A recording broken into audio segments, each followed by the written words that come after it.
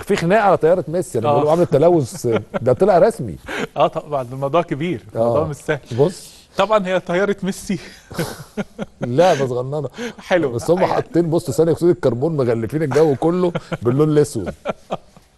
فهم يا عيني ميسي كل شويه يدخل في قصه.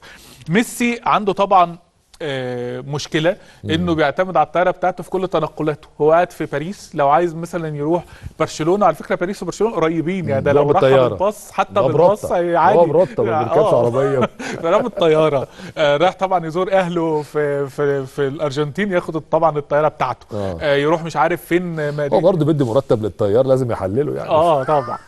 عايز اقول لك ان الطياره دي عامله بقول لك رحلات كتيره جدا. لا بس هو عاملها برضو بيزنس سبوبه، ده مأجرها الرئيس الارجنتين.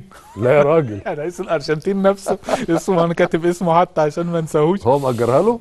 اللي هو البرتو فرنانديز. السنه اللي فاتت راح كان عنده رحله للمكسيك، فتقريبا الطائرات الرئاسيه كان فيها حاجه او فيها صيانه او حاجه، بعتها له. فهو برضو انت عارف بيبقوا يعني رئيس الارجنتين ميسي ده الارجنتين حاجه. ما بعتهالوش جدعانه بيأجرها 160 قفش 160,000 يورو في 4 ايام. بتهزر. والله اليوم ب 40 يعني ايه وانا كرمك كمان.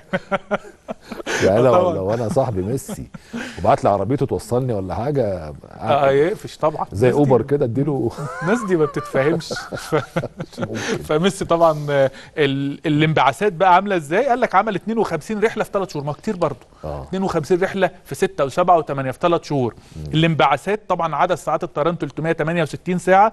الانبعاثات قد ايه؟ 1502 طن ثاني اكسيد الكربون. دول بيساووا ايه؟ بيساوي التلوث اللي بيعمله المواطن الفرنسي في 150 سنه. ميسي عملهم في 3 شهور لما راح لهم باريس. فراح ضلمها يعني.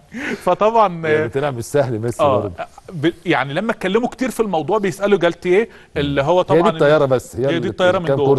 طياره خاصه بتبقى صغيره كده، وزي ما انت شايف مظبطه اهو، وعامل ورد وحاجات لطيفه. اللي بيسالوا جالتيه اللي هو مدرب باريس سان جيرمان، هم بيحاولوا يقللوا التلوث قدر الامكان. فكان عندهم مباراه مع نانت، قال لك بدل ما نروح بالطياره او بتاع، نروح بقطر او نروح بباص، المهم عشان نحافظ على البيئه.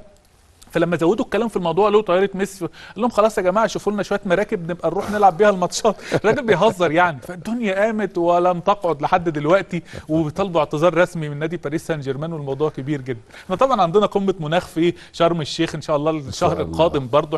احنا عندنا اهتمام بهذا الجانب، اهتمام كبير، وفكره ان احنا نستضيف قمه بالشكل ده في مصر برضو، ده انت بتروح العالم كلها طبعا قمه عالميه، انت بتروح لمناطق بتلمع نفسك او بتحط نفسك على الشيخ هتبقى اول مدينه صديقه للبيئه. فتبقى صديقه للبيئه بشكل تام، خاليه من اي انبعاثات طبعا. ففكره يعني الموضوع ده مش بتاع الفرنساويين بس.